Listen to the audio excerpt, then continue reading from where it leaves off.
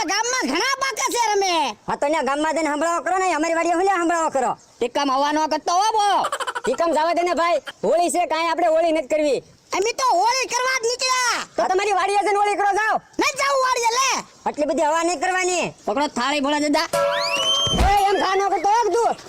આ થાહે તે હું છે આમ થા. અલે તો થાળી પકડ તો અમથાનો બહુ હવા છે. એમ તો ભાઈ ધોકો ક્યાં પડ્યો? ભાગ તો લે ભાગ.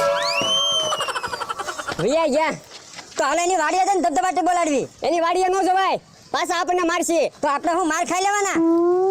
લે કેમ બે જણા અહીંયા ઊભા રહી ગયા?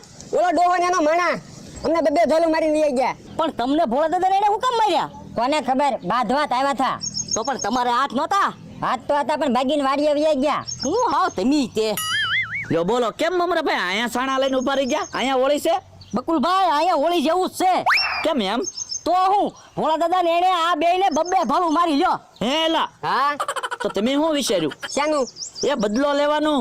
કેમ બદલો લેવો? એટલે ખર્ચો કરતા હોય તો એમ વિચારી દેવી કેમ બદલો લેવો એમ. કા મમરાભાઈ? તો કેટલો ખર્ચો થાય? ટીકમ પ્લાન પ્રમાણે ખર્ચો થાય. બોલો શું કરવું ભોળા દાદા ભાઈ? હા તે વાંધો નહીં હાલો, અમને આંધળીઓ પાટો બાંધજો હાલો. ના રે ના ભોળા દાદા, એમ તમને થોડો આંધળીઓ પાટો બાંધવાનો છે, અમને આંધળીઓ પાટો બાંધો.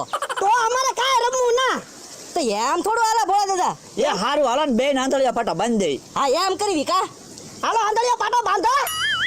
હાલો હાલો બાંધી દો હો ભોળા દાદા આંધળીઓ પાટો.